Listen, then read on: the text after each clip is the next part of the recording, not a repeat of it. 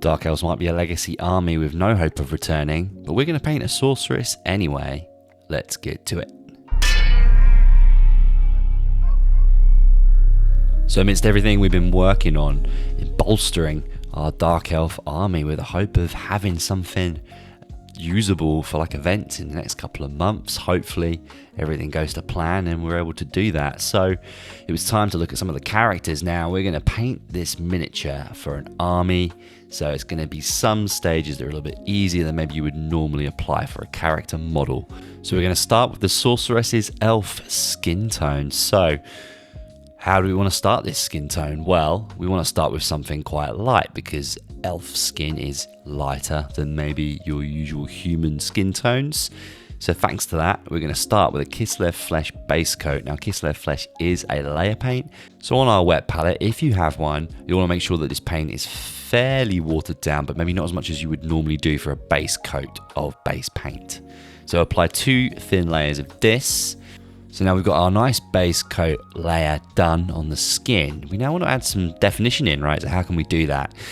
We want to mix Reikland Fleshshade 50/50 with Lahmian Medium because we don't want this to be too dark. Now, Reikland Fleshshade straight out of the pot's great for things like a Bugman's Glow base coat, but because we've gone with such a light tone, we need to just step back on that intensity of the wash. Once that's fully dried, make sure that you let it fully dry before proceeding to the next stage. We're then going to start to bring this skin tone back to life. So we're going to go back in with Kislev Flesh and relayer over all of this, leaving the wash in the recesses. Why are we doing this? Well, we want to bring that colour back. We wanted that initial Kislev Flesh tone, so this is going to bring those higher areas back up to standard.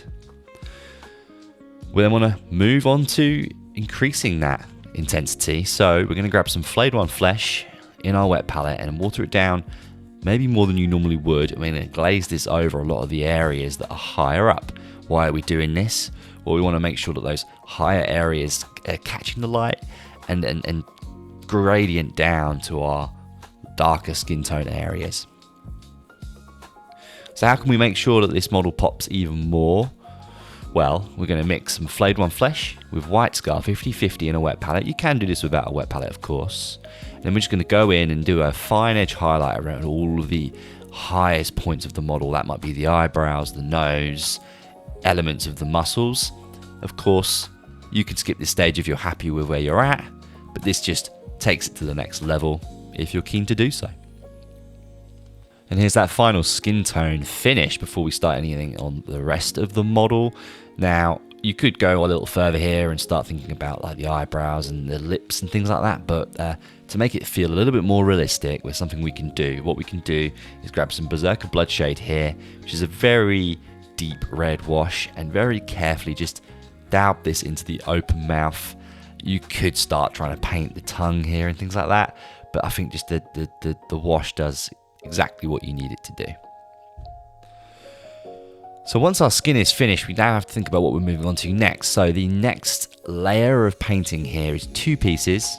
It's the lovely long leather boots and her hair. Now, thankfully, we can base coat this in the same thing and work from there. So a great colour to start black is Corvus Black. Now, the reason that is because it's slightly charcoal, and we can use Nuln Oil, which you'll see in a moment, to darken that down. If you start with a Baden Black straight out of the pot, for example, there's nowhere for you to go. There's no extra definition that you can add in. So that Corvus Black, as you'll see in a moment, hopefully on the screen, with the Nuln Oil, once it's dried, just gives you that step back to black, like the full black that you need, where it's still giving you a charcoal finish in areas. So what's next? Well, we want to make sure that the leather looks more realistic. So the wash will, of course, bring a lot of the recesses back to a full black, but we're going to go back in with Corvus Black here on the boots only and relayer up, leaving that Nuln Oil in the recesses. And as always with most miniatures, if there's any way to save some time, we'll try to do so. So we're going to grab Corvus Black and a dry brush, and we're just going to dry brush the hair. Now do be careful. You don't want to get this on the skin, so take your time and make sure that the dry brush is fully dry before applying this. And there's something we can do for the hair here to make it seem a little like the definition starts to go up in black. So we don't need to do this on the boots, we're going to do something different. But what we're going to do to add more definition to that hair and more volume is grab some Corvus Black and Mechanicus Standard Grey and mix it 50-50 on our palette. You can do it on any palette in this case. And then we're going to dry brush slightly lighter over the hair. So just what we did with the Corvus Black, we're going to do this with a 50-50 mix to bring in a little bit more lighter tones around the hair area. So what's next? Well, we're going back to the black leather and we're going to get some Mechanicus Standard Grey. This is a base coat. We're going to try and turn it into more of a layer paint. So make sure you water this down fairly substantially in your wet palette. And we're just going to use a small brush, whatever you're comfortable with, and just add some lines to the edges of the boots, as well as some of the areas where the knees are sticking out and the feet. And then second to that, we'll grab a dry brush and just use Mechanicus Standard Grey around the lower areas of the hair in this case. And then what do we want to do for a final touch? Well, we'll grab some Dawnstone, which is a layer paint, so it doesn't need as much watering down, and we'll just do a real fine edge highlight on the boots. Now, if you don't want to do this stage, you don't need to. The Mechanicus Standard Grey will be fine.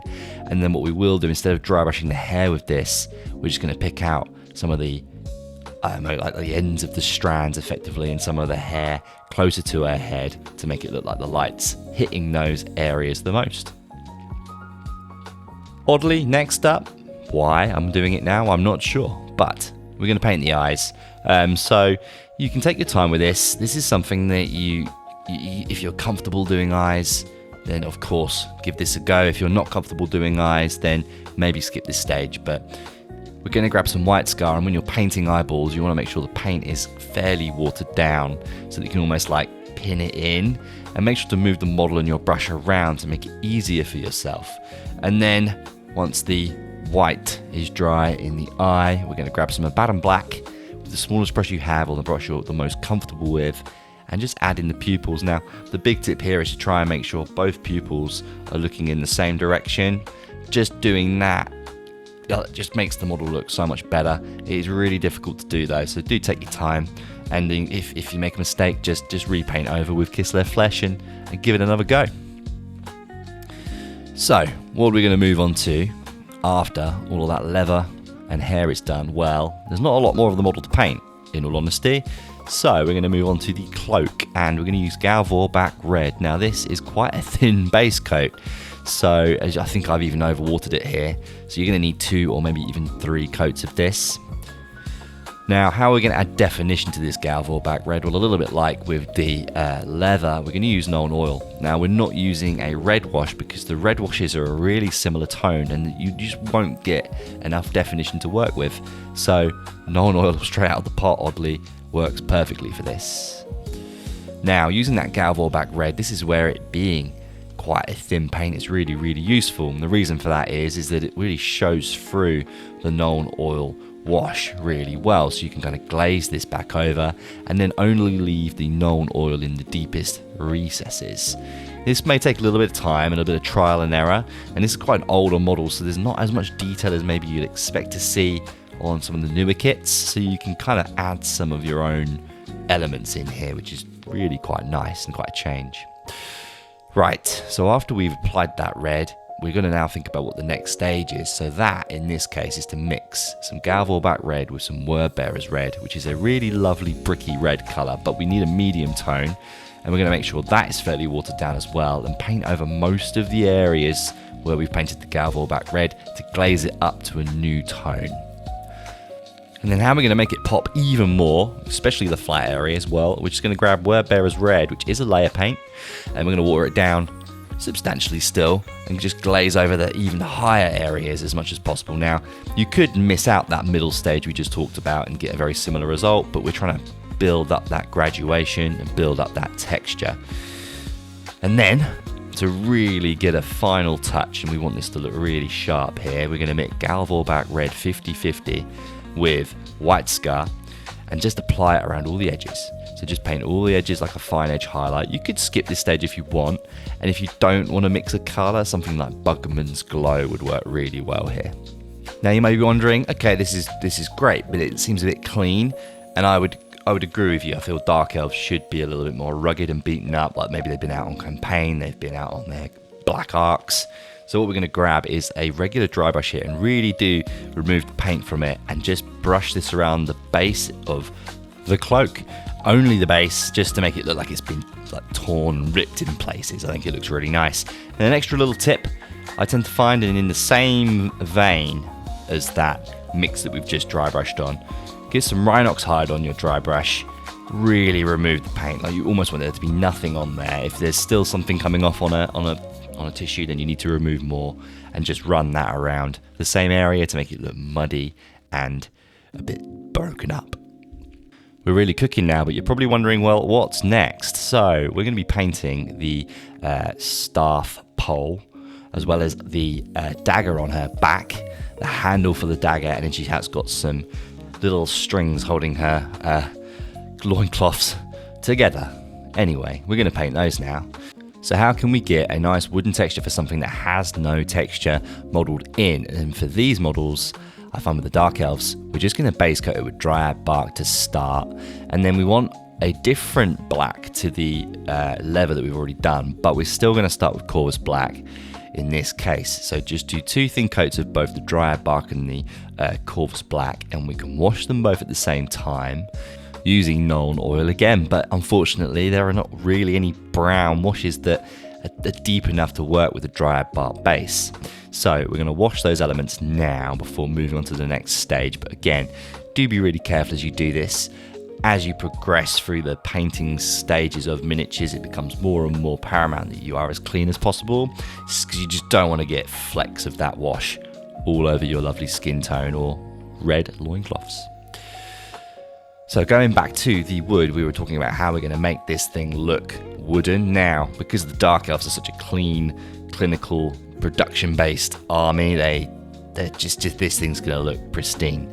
So we're going to paint over the entire thing with dryad bark, leaving the Nuln Oil only in the recesses, before giving it a little bit more volume by grabbing some Gorthor Brown and just running this around the edges where that wash effectively ends. And that's all we're going to do. We're not going to try and paint in any grains or anything here. It's just a bit too clean, and it would just take forever and very likely look really, really messy. So keeping it a nice, simple brown really works. So as I mentioned, we want to make sure that this black looks different to the other blacks we've already worked on. And to do that, we're going to go for a bit more of a bluey black. So to do that in our case here, we're going to grab some Dark Reaper, which is a layer paint. So you don't need to wash down this too much, and just run this around the edges of the strings. And on the weapon on her back, we're just going to effectively paint in the handle in this case. And then we'll move to Thunderhawk Blue and just add that as a real fine edge highlight. Of course, you don't have to do this stage if you prefer how it looked with just the Dark Reaper, but this will just differentiate it with the blacks that we've already done. And really, we're very close to finishing this Sorceress, which is pretty awesome. So I'm sure you're wondering what our final stage is, and I think it's fairly obvious. It's just all of the brass elements. And when working with metallics, there's a certain amount of freedom that they give you. And why is that? Well, what's really helpful with them is that once you base coated the metallic paint, you then get to wash them, and it just normally looks awesome. You can, of course, go in and do lots of different layering levels to build up to something, but sometimes with the metallics, the best thing to do is simply base coat the pieces you want and then wash them. And it really does work best when there's not a lot of metal. And in this miniature's case, the metal pieces are so small, maybe only really the staff end has any amount of volume where you may step it up.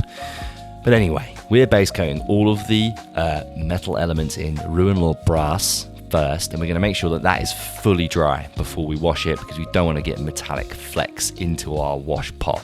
But once it is dry, wash all of this with Seraphim Sepia using a small brush, because you don't want this going everywhere. And then when all of this is dry, including the wash of course, we're going to go in with Stormhost Silver and pick out all the edges, so it's a little bit of a fine edge highlight. But because all of these elements are so small, we're just able to run it around, and I guarantee you it will look awesome, even up close, but definitely from a distance, when you're playing massive games of Warhammer the Old World with your mates. And really, our Sorceress just needs to be based and she is finished.